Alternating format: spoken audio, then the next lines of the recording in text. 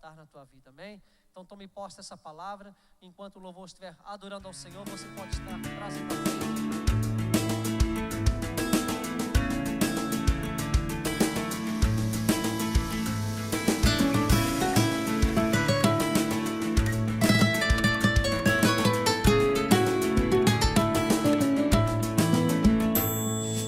Quem será que olha para mim com esperança, que vê em mim a sua semelhança e vem do céu pra me encontrar?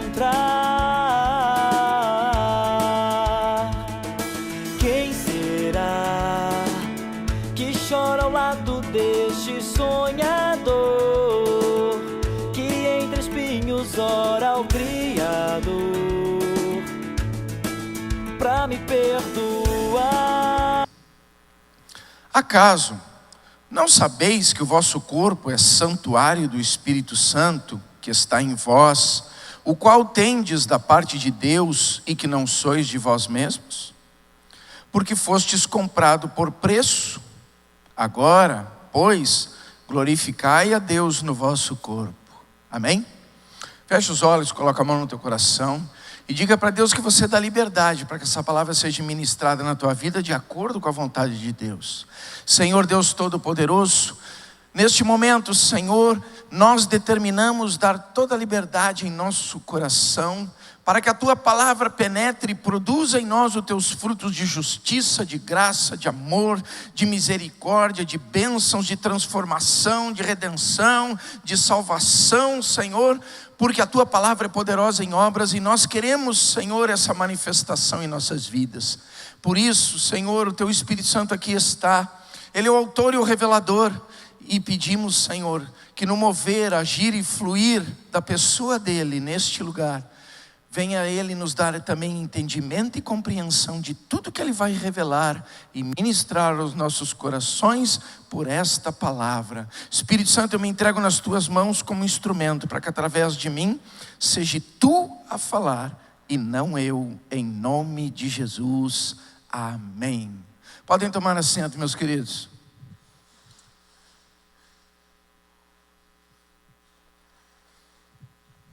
Meus amados, a palavra de Deus faz uma pergunta para mim e para você nesta noite. E a pergunta que ela faz é que, se acaso nós não temos conhecimento de que somos santuário de Deus, se acaso nós não sabemos que em nós habita o Espírito Santo de Deus, se acaso não sabemos que devemos glorificar a Deus em nosso corpo, porque nós fomos comprados por preço e por preço altíssimo.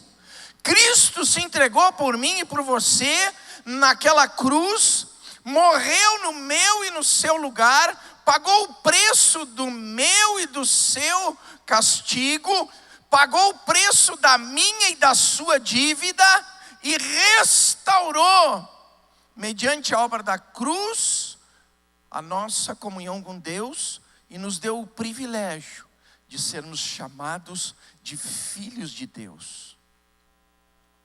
Porque todo aquele que nele crê não perece, mas tem vida eterna.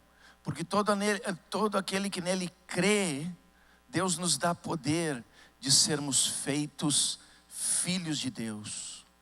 E Ele ressuscitou, irmãos, para deixar bem claro que há algo muito maior para mim e para você, que há algo proposto por Ele, naquele dia, em que o nosso tempo aqui na terra terminar. Mas Ele fez isso para deixar claro que quando esse tempo aqui na terra findar, inicia o tempo na glória com o Senhor. Por isso Ele ressuscitou. E tem muitas pessoas que às vezes dizem: mas pastor, teve outras pessoas na Bíblia também que ressuscitaram. Agora olha para mim aqui. Qual foi dessas pessoas da Bíblia que ressuscitaram e que não precisaram de oração e de alguém como instrumento para orar? Teve alguém? Teve? A Bíblia diz que em todas as situações que alguém foi ressuscitado, houve alguém como instrumento para fazer uma oração de fé para que o morto levantasse. Amém? Alguém orou por Jesus? Alguém botou a mão na cabeça de Jesus? Alguém disse para ele, levanta-te? Alguém disse para ele, torna a vida? Alguém foi lá no túmulo orar por ele para que ele voltasse à vida? Estão entendendo, irmãos? Ele promoveu mediante o seu próprio poder a sua ressurreição, para deixar bem claro o seu poder como Senhor sobre a morte. E ele fez essas coisas, irmãos, com um propósito. Mediante a consumação da obra da cruz, fazer de mim e de você selado. Selado pelo quê? Pelo sangue da nova aliança. E este sangue da nova aliança, ele veio para nos remir, para nos purificar e para nos justificar.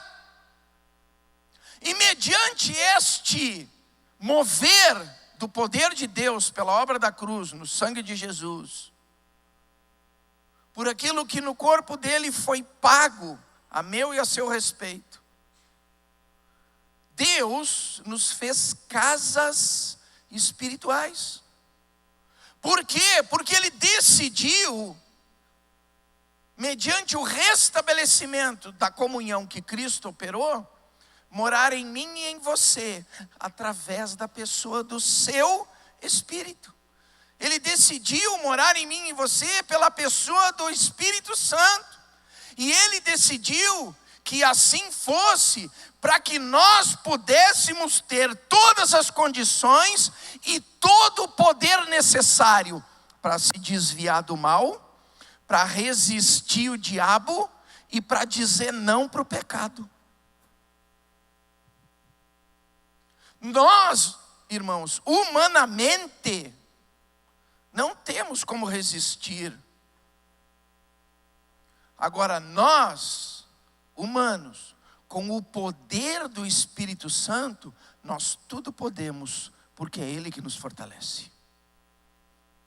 E é essa realidade que eu tenho que aprender a viver na minha vida. Eu não posso ser uma casa qualquer, porque o Espírito Santo, Ele quer nós como um templo, como um santuário de Deus, para a sua habitação. E é interessante, irmãos, que nesse versículo é usada uma palavra muito forte no hebraico. Essa palavra, quando foi traduzida para o grego, que é a tradução que nós temos aqui no texto como santuário, acaso não sabeis que o vosso corpo é santuário do Espírito Santo? No original, a palavra hebraica foi traduzida para o grego, aonde ela tomou a seguinte significação para trazer a força da palavra hebraica para o texto. Eu não sei bem a grafia, mas é Bet Elohim. Bet Elohim. Elohim é Deus. Bet é casa. A palavra santuário significa casa de deuses. Opa, pastor, não é casa de Deus? Não, essa palavra que foi traduzida, ela está no plural. Então, ela significa casa de deuses. Pastor, mas Bet Elohim não é casa de Deus? Sim, Bet Elohim é a palavra raiz.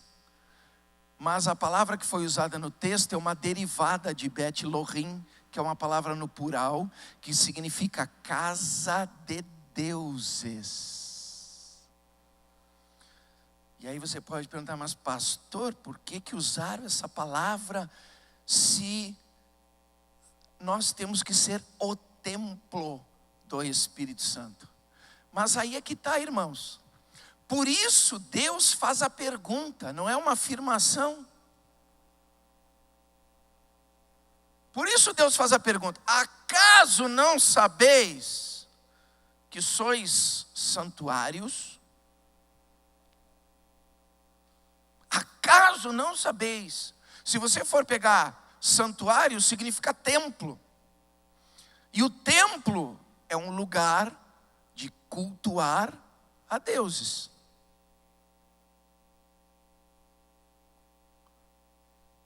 E aí é que vem a questão da pergunta.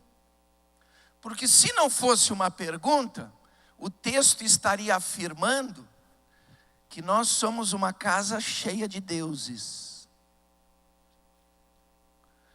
Pastor, o que o senhor quer dizer com isso? Irmãos, sabe por que Deus faz a pergunta? E ele define, porque ele diz santuário, mas depois ele define que tipo de santuário. Santuário do Espírito Santo de Deus. Mas ele faz a pergunta para que a gente traga a memória, para que a gente resgate essa realidade, que eu tenho que ser santuário do Espírito Santo, e não mais uma casa de deuses. Porque, irmãos, o que é uma casa de deuses? Uma casa de deuses é onde existem muitas entidades que são adoradas. E Deus nos chama à realidade de que nós temos que ter a consciência, a convicção e a postura de que em nós tem que habitar somente o Espírito Santo. Ô pastor, define esse negócio aí. Irmãos, presta atenção. Por que foi usada a palavra variante de Bet Elohim? Casa de deuses. Porque sem Cristo, irmãos, é isso que nós somos. Sem o lavar regenerador do sangue de Jesus, é isso que nós somos. Sem o Espírito Santo de Deus habitar em nós, é isso que nós somos. Ô pastor, mas que negócio é esse? O senhor quer dizer que eu tenho um monte de Deus, de deuses dentro de mim? É, irmãos, quando a gente não coloca Cristo na pessoa do Espírito Santo dentro de nós, nós temos sim vários deuses. Ô pastor, mas eu não adoro Deus nenhum. É, mas irmãos, sabe o que Deus quer dizer aqui? Deus não está falando de imagem que andam de pendurando por aí, que andam colocando por aí, que andam fazendo por aí, que andam edificando por aí. Deus está falando de coisas muito mais fortes, porque tem pessoas que no seu coração, o seu Deus é o marido. O marido é prioridade em tudo, é o primeiro lugar de tudo. Renuncia até Deus, porque o marido está em primeiro lugar. Isso é um Deus. Não está materializado externamente como fonte de adoração, mas na figura do marido está materializado dentro do coração.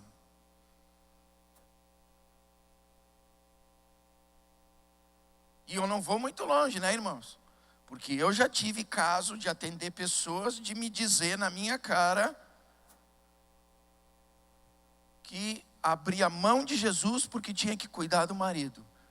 E eu disse: irmã, quando a senhora abrir mão do marido para Deus cuidar do marido, vai dar certo. Agora, enquanto a senhora quiser fazer o papel de Deus na vida do marido, nunca vai dar certo.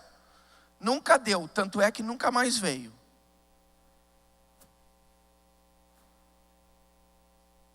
Tem pessoas que o Deus é os filhos. Os filhos estão acima de tudo. Prioridade máxima. Deus está lá no final da fila. Os filhos são... Agora, eu vou dizer uma coisa para você. Os filhos, um dia, vou falar primeiro para as mulheres, que as mulheres são mais emocional, aí o negócio, né, o agarrado é mais forte. né? Um dia, se você tem um filho, ele vai arranjar uma substituta. Vai pegar as malinhas dele, vai te dar um beijinho e vai dizer: mami, estou indo morar no meu novo lar com a minha varoa. E aí você vai ficar sozinha com o seu marido. E aí, mulheres, tudo que você investiu no teu filho, todo o tempo que você investiu no teu filho e esqueceu do teu marido, sabe o que vai promover quando ficar só vocês dois?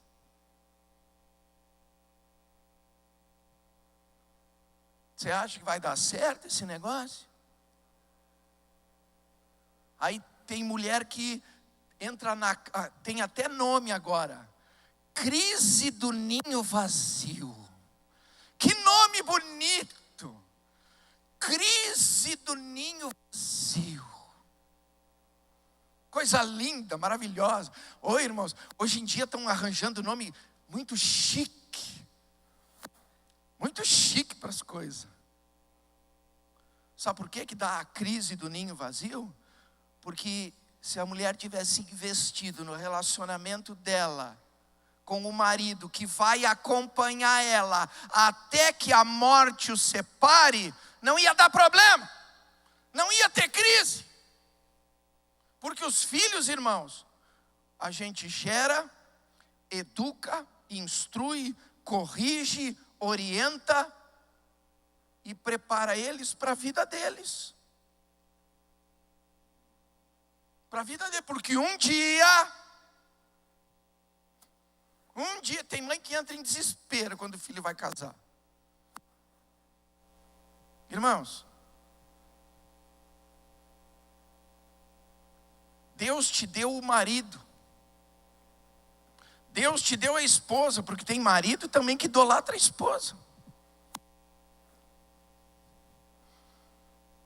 A Santa Maria fica até com vergonha de tão santa que é a santa da esposa dele. É a prioridade sobre todas as coisas. Baba, e isso, e aquilo. Tudo é prioridade para ela, só por ela, com ela. A palavra de Deus diz: amarás o Senhor teu Deus de todo o teu coração, de toda a tua alma, de todo o teu entendimento, e só a Ele darás culto. Tem gente que dá culto para o marido, tem gente que dá culto para os filhos, tem gente que dá culto para a esposa, tem até uns cara de pau que dá culto para o carro. Você sabia disso, irmãs? Que tem uns homens aí que tem problema com o carro. Chove, ele não tira da garagem. Imagina, vai molhar. Ninguém pode entrar, porque vai amassar o tecido do banco. Não pode botar os pés no tapete, porque vai sujar. Irmãos, vocês acham que eu estou brincando? Não estou brincando, eu estou falando de coisa real, de gente que tem a cara de pau de me dizer isso. Mas pastor, como é que eu vou tirar meu carro da garagem? Pastor, está chovendo. Eu disse: então vai a pé.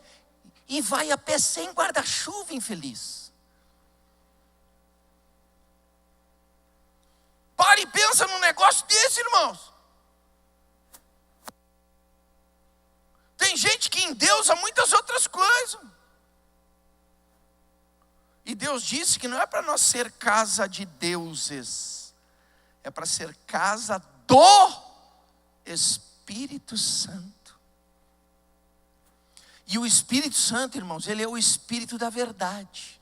Ele nos instrui, nos dá entendimento, nos dá compreensão. Ele revela as coisas de Deus ao meu e ao seu coração, para que por elas nós possamos ser edificados, fortalecidos, vivificados e dia a dia sermos transformados de glória em glória, de novidade em novidade. E olha, irmãos, viver em novidade de vida significa que até o problema tem que ser diferente. Porque se o problema é o mesmo, então não é novidade.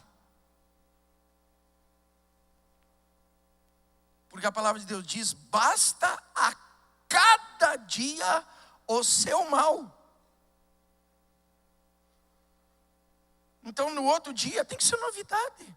Ô pastor, mas até de coisa ruim? Irmãos, até de coisa ruim tem que ser novidade. Tem um ditado que diz que a gente tem que matar um leão por dia. Se o leão está vivo para o outro dia, é porque você não fez o que tinha que fazer.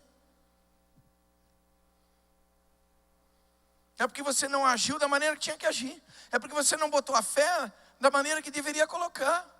Ô pastor, mas o senhor resolve tudo assim no mesmo dia? Ô irmão, se eu não conseguir resolver no dia, eu faço uma coisa. Vocês já ouviram o significado da palavra preocupação? Eu estou preocupado, já ouviram isso? Sabe o que significa estar preocupado? Significa você estar pré-ocupado. Você está antecipando uma ocupação que você ainda nem teve. Então, irmão, sabe o que eu faço? Se eu não conseguir resolver o problema hoje, amanhã de manhã, quando eu levantar, eu nem vou lembrar dele, só se ele lembrar de mim. Porque tem coisas, irmãos, que eu posso fazer. Agora, aquilo que eu não posso fazer, a palavra de Deus diz aqui: entrega o teu caminho ao Senhor, confia nele, então ele tudo fará. Não dá para inverter a ordem. Porque, irmãos, tem pessoas que até o seu problema vira um Deus. Mas pastor, como é que eu não vou ficar pensando no problema? Pois é, aí a pessoa fica... pensa no problema quando levanta, pensa no problema no café da manhã. A esposa está sentada do lado da mesa e ele está pensando no problema. Já imaginou, irmão, se pensar em problema desse adultério? Já imaginou? Porque tem pessoas que adulteram. Sabe como? Porque tem pessoas que colocam esse tipo de deuses no coração. Aquela pessoa que magoou, que feriu, que provocou problema, que causou decepção, frustração, que gerou uma coisa que tu não gostou, aí fica magoadinho, fica triste, fica indignado. E aí vem com aquela frase: eu não vou, eu nem vou perdoar, de tão miserável que essa pessoa é. Nem vou perdoar. Sabe o que você está fazendo? Casa de Deus, está colocando mais um Deus no teu coração. Sabe por quê? Porque se você não perdoa, você não libera. Se você não libera, você está com a pessoa dentro de você. E aí você está com ela na mente. Aí você vê o rosto dela. Você imagina você estrangulando ela. Você imagina dando na cara dela. Você imagina dando uma rasteira nela. Você fica imaginando como é que você vai fazer para se vingar. Eu vou dar com o dedo no olho dela.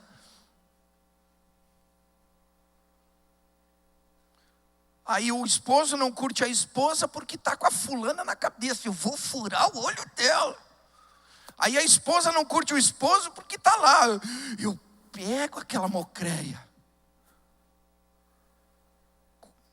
Com quem que tu está na cabeça? Tu está com a pessoa na cabeça. Em vez de tu te relacionar com a tua esposa, em vez de tu te relacionar com o teu esposo, tu está te relacionando com a pessoa que você endeusou na tua cabeça. Isso é adultério. Ô pastor, o senhor está maluco? O senhor pirou? Não, está escrito aqui, ó, irmão, Jesus disse: se tu só pensar. E tem gente que fica a pessoa o dia inteiro na mente. É endeusar ou não é? Você está sendo casa do Espírito Santo ou você está sendo casa de deuses? Irmãos, tem pessoas que endeusam até a doença. Sabia disso? Tem pessoas que têm doença de estimação. Tem, e irmãos, eu não estou brincando, irmãos. Eu atendi uma pessoa. Ela chegou para mim, me deu toda a lista, aquele negócio todo. Eu crente que ela queria que eu orasse para ela ficar curada. E ela falou e coisa e tal, e eu deixei falar, né? Porque a gente tem que ouvir para entender tudo. E aí ela falou. E aí no final, eu mais ou menos, né? Eu disse: não, ela vai querer que eu ore para ficar sã.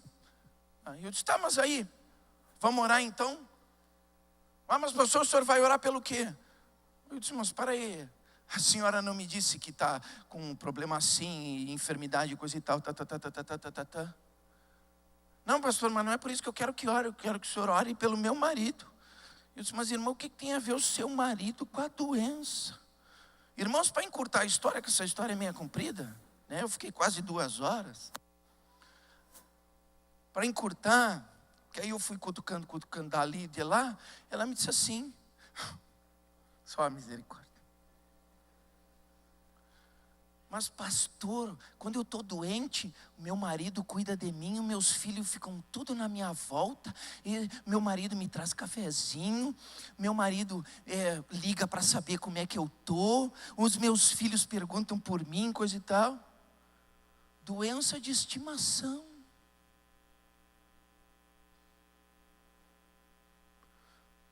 Pensa num negócio desse, irmãos. Quer usar a doença para ser paparicada. Misericórdia. Irmão, eu não estou falando coisas do outro mundo, estou falando coisas reais para vocês. A minha esposa que brinca, ela disse assim, aí namoro, em quem tu vai te inspirar hoje na pregação? Porque eu ouço cada coisa durante a semana, irmão, vocês não têm noção. Aí eu venho aqui instruir. Para que você pare, medite e, opa, eu acho que eu estou indo por esse caminho aí, eu vou dar uma travada, vou dar uma convergida nesse negócio aí, vou tomar outro rumo. Para pensar nisso, irmãos. Teve uma vez uma pessoa que ela ficou brava comigo, indignada. Ela veio conversar comigo, que ela queria se aposentar por invalidez. Eu olhei para ela, eu disse, irmã, com todo respeito, a senhora não me leve a mal, quantos anos a senhora tem? Eu não me lembro bem, mas ela tinha menos de 40, 30 e alguma coisa ela falou. Eu olhei para ela, irmã, se aposentar por invalidez. Aí ela começou a me descrever a doença que ela tinha. E coisa e tal, e foi falando. Eu disse, mas irmã, isso Jesus resolve. Ela disse, se a senhora quiser, irmã, eu faço uma oração agora. Jesus opera, aí a senhora vai ficar saudável. A senhora não vai precisar receber um salário mínimo por mês. A senhora vai ter novamente a sua saúde, disposição, tudo. A senhora vai poder trabalhar, vai poder alcançar coisas muito maiores, muito melhores. Vai ter um salário maravilhoso. E eu fui falando. E ela estava me olhando com uma cara, sabe, irmãos, aquele olhar atravessado assim, olhar meio 43 assim. Ela já estava no 43,5. Aí eu disse, tá aí, irmã, vamos orar? Ela olhou para mim. Pastor, se o senhor quer orar, pode orar. Mas ela me pegou num dia, irmãos, que eu estava sapatinho de fogo. Eu botei a mão na cabeça dela e mandei ver. O Senhor, tu vai mandar fogo agora, Senhor. Eu quero agora que tu opere com o teu poder um milagre poderoso na vida dela. Irmãos, no outro dia essa mulher estava completamente curada. Ela me mandou um recado, dizendo que por minha causa ela não ia poder se aposentar.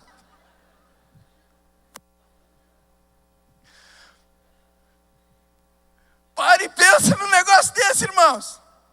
Ela estava sendo templo do Espírito Santo. A prioridade na vida dela, qual era? O que ela estava endeusando? Irmãos, às vezes a gente não se apercebe, mas a gente vai colocando determinadas prioridades dentro do nosso coração, como se aquilo fosse a solução para a nossa vida. Mas a única solução para mim e para a sua vida é Jesus Cristo, é a obra da cruz, é o seu sangue e é o poder da palavra de Deus.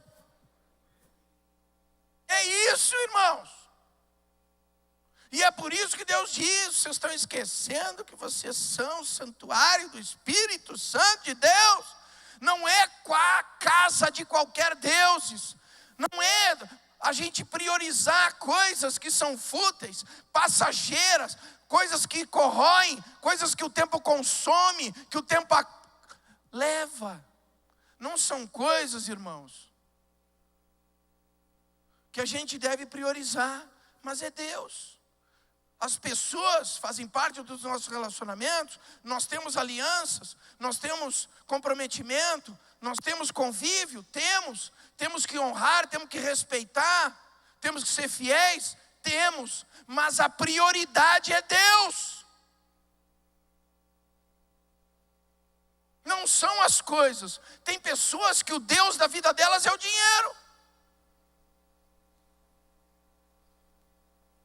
Se não tem dinheiro, é o ser mais infeliz da face da terra. Ainda que esteja com saúde, ainda que tenha um bom carro, ainda que tenha uma boa casa, ainda que tenha uma boa condição, ainda que tenha uma família que é só alegria, mas só porque não tem 15, 20, 30, 40, 50 mil no bolso, nada presta.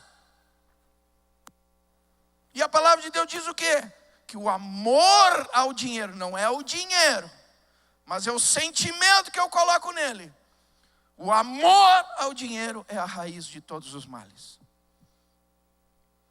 Tem marido que abre mão da esposa e do tempo com os filhos por causa do dinheiro.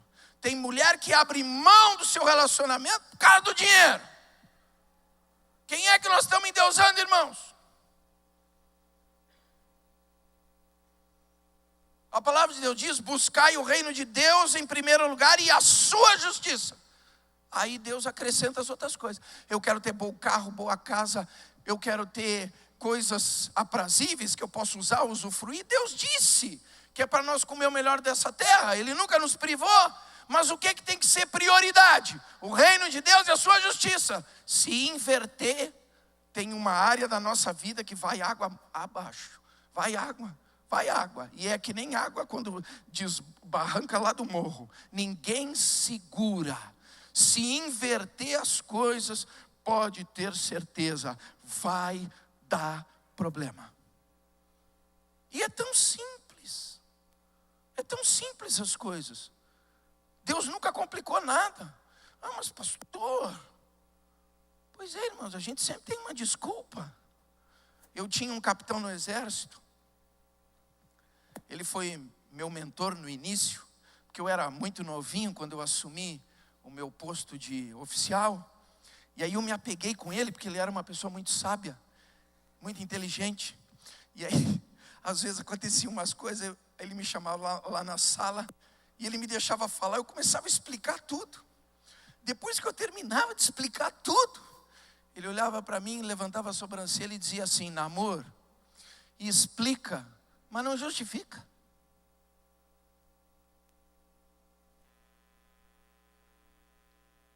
Eu creio que com Deus é a mesma coisa, irmãos. A gente tem uma listinha de prioridade para apresentar para Deus. Uma listinha de desculpas. Uma listinha de prioridades. Só que Deus olha lá e diz: explica, mas não justifica. Porque não está na ordem que ele disse, irmãos. Ele disse que é para nós sermos casas do Espírito Santo de Deus. Não é para colocar outras coisas no lugar que é para Ele, que é exclusivo dEle, que é só dEle. É por isso que diz que nós temos, irmãos, um compromisso com Deus bem profundo. Abro aí em 2 Coríntios. Segundo livro de Coríntios, capítulo 7.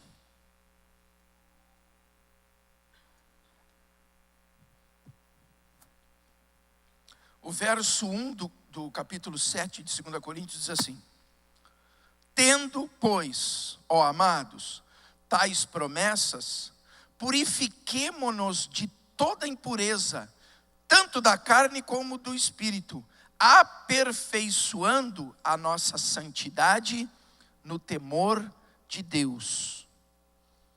Aperfeiçoando a nossa santidade no temor de Deus. Agora abram aí Romanos 6. Livro de Romanos. Só dá marcha ré aí. Romanos capítulo 6, dos versos 1 ao 4, diz assim: Que diremos, pois? Permaneceremos no pecado para que seja a graça mais abundante? De modo nenhum. Como viveremos ainda no pecado, nós, os que para ele morremos? Ou, porventura, ignorais que todos nós que fomos batizados em Cristo Jesus, fomos batizados na sua morte? Fomos, pois, sepultados com ele na morte pelo batismo, para que, como Cristo foi ressuscitado dentre os mortos pela glória do Pai, assim também andemos nós em novidade de vida. Irmãos, tem pessoas, irmãos, que vêm na igreja, ouve a palavra, mas não pratica. E ainda, muitas vezes, quer cobrar de Deus mudança de vida. Mas, irmãos, mudança é eu fazer o que eu não estava fazendo. Mudança é eu fazer algo que eu nunca fiz. Mudança é eu deixar de fazer coisas repetitivas que nunca produziram o que eu quero, o benefício que eu quero, e começar a fazer coisas novas, porque isso é oportunidade, isso é novidade. Senão nunca vai ter novidade. Eu nunca estou fazendo nada novo. Se eu estou fazendo as mesmas coisas, como que vai vir novidade? Se eu estou repetindo as mesmas coisas, como é que eu vou ter algo diferente? E Deus diz que é necessário que a gente viva em novidade. As pessoas vêm na igreja, ouvem a palavra, mas não querem praticar. E muitas vezes não querem praticar porque tocou na feridinha. Ah, o meu carro. Ah, o meu marido. Ah, a minha esposa. Ah, o meu filho. Ah, o meu dinheiro. Tudo é prioridade. Mas o reino de Deus não é. Ah, mas pastor, e como é que eu vou resolver a minha vida? Irmãos, se fosse para nós resolver a nossa vida, então para que Jesus? Está entendendo? Se é eu que quero resolver, para que Jesus? Não precisa de Jesus, é eu que vou resolver. Agora, quando a gente deixa Deus resolver, eu não preciso me preocupar, e Ele faz. Mas Ele não faz de qualquer jeito, Ele faz perfeito. Ele faz perfeito. E Paulo pergunta ali, só porque tem a graça, então nós vamos continuar pecando? Ô pastor, o senhor quer dizer que a gente está pecando? Ô irmãos, a gente peca todo dia. Peca todo dia. O que Paulo está querendo dizer é o seguinte, que se eu sou uma casa de deuses, tem muita coisa ocupando o espaço que era só para o Espírito Santo ocupar.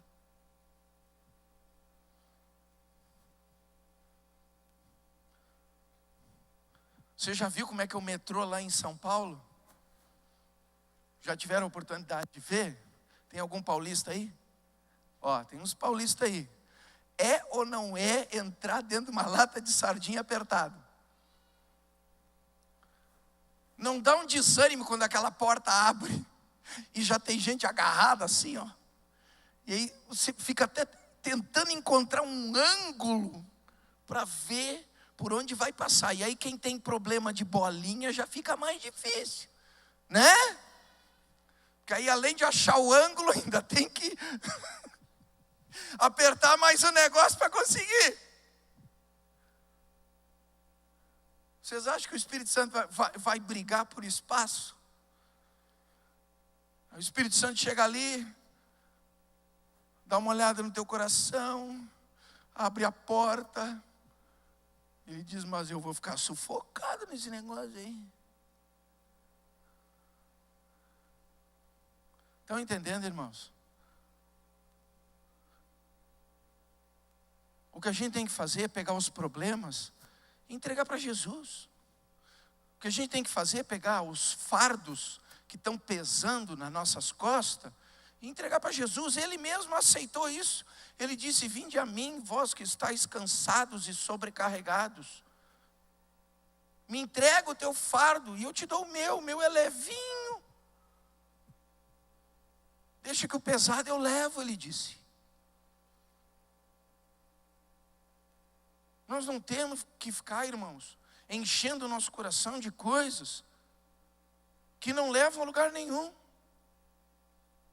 A gente tem que se esvaziar para a gente ser cheio apenas do Espírito Santo de Deus, porque quando a gente é cheio do Espírito Santo de Deus, isso significa que nós estamos no centro da vontade de Deus, porque quem está cheio do Espírito, ouve a voz do Espírito, e quem ouve a voz do Espírito, segue a orientação, a instrução de Deus, e quem segue a orientação e a instrução de Deus, não erra, não tropeça, não cai e não é derrotado. E é por isso que ali em 2 Coríntios 7:1, onde a gente leu, diz ali: tendo, pois, ó amados, tais promessas.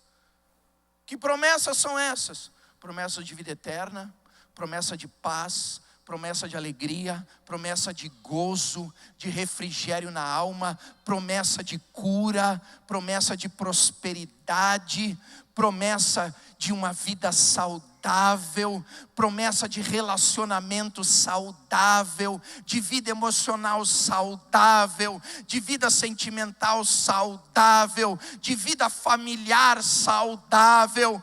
É essa que são as promessas de Deus para mim e para você. E elas vão muito mais longe. Tem 8.000 aqui. 8.000 promessas que Deus deixou registradas para mim e para você se beneficiar.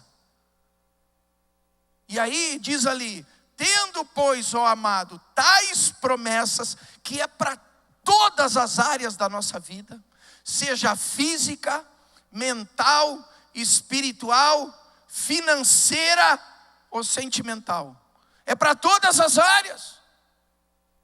Diz: purifiquemo-nos de toda impureza. Nós temos que limpar essa casa, irmãos.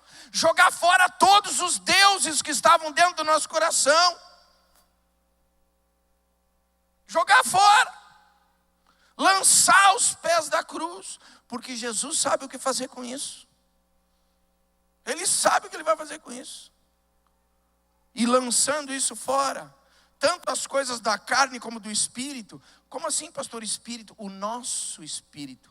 Tem gente que tem tanta coisa acumulada no coração, que o seu espírito está contristado, está abalado, está desestruturado. E vocês sabiam que um espírito doente promove um corpo doente?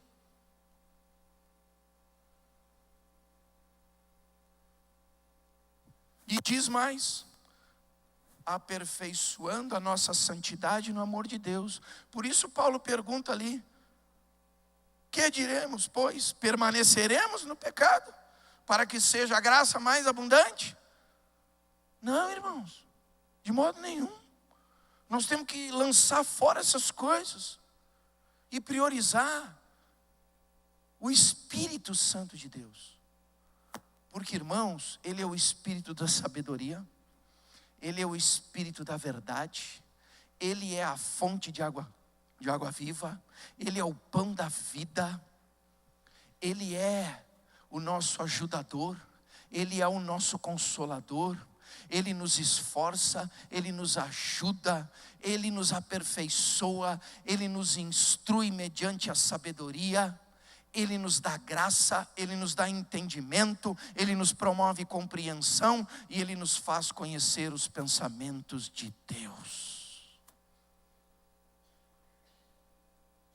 É por isso que Deus diz: esqueceste que tipo de casa vós sois? Esqueceram? Nós temos que ser a casa do Espírito Santo de Deus. E o convite de Deus para mim e para você nessa noite, irmãos, é nós pegar tudo que está no nosso coração, ocupando a vaga que é exclusiva dele, para lançar aos pés da cruz e deixar Jesus cuidar disso. Fica de pé.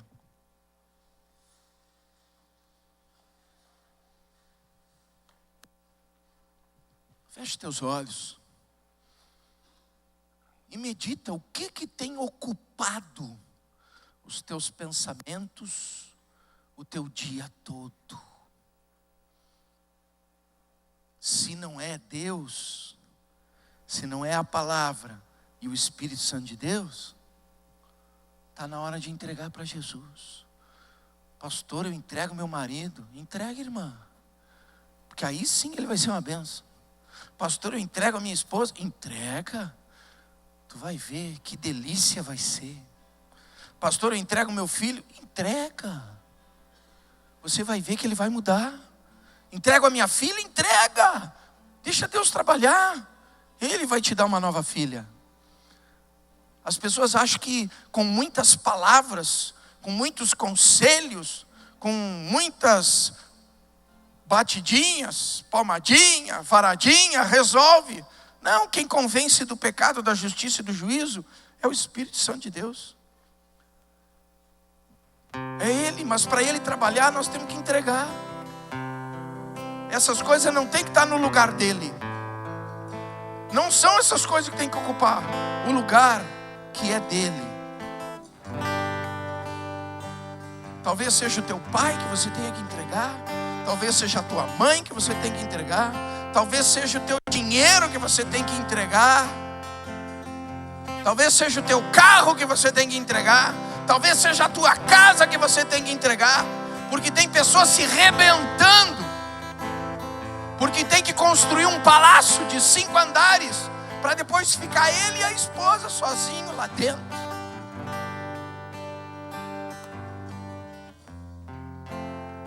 Às vezes, irmãos, é melhor um puxadinho de telhado com alegria do que um casarão de 5 andares com dor, tristeza, amargura, derrota e destruição da família.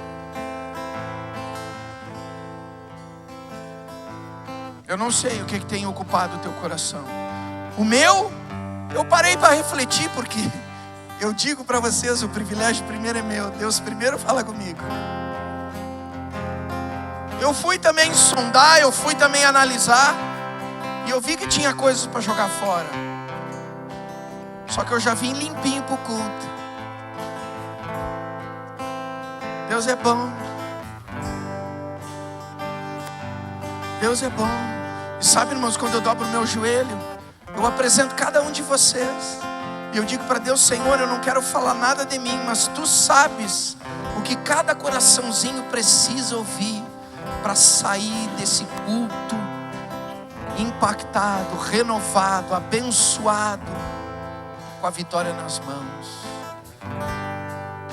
E se Deus falou assim, irmãos, é para nós refletirmos. E se encontrar coisas aí que estavam em primeiro lugar, tem que entregar para Deus. Só que tem uma coisa: você é pescador de almas, mas não é pescador de problema. O que o senhor quer dizer aí, pastor? A palavra de Deus diz: entrega o teu caminho ao Senhor, confia nele, Ele tudo fará. Significa que o que você entregar para Ele, entregou. Não é para pegar a varinha com anzol e ir lá pegar de volta. Entregou, entregou. Porque Ele só vai fazer se você entregar de todo o teu coração. Enquanto adoramos a Deus, faça essa reflexão e pega todos esses deuses e atira nos pés da cruz e deixa que Jesus cuida deles.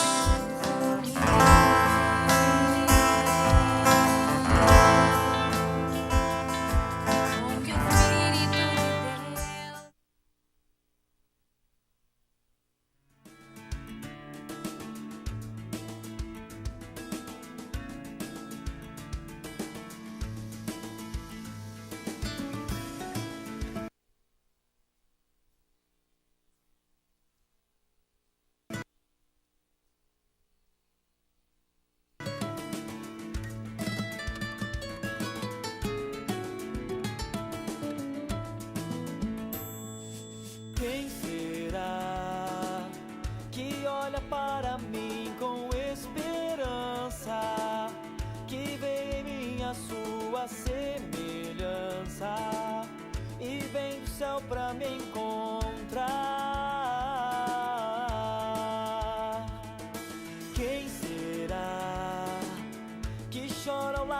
deste sonhador que entre espinhos ora ao Cristo.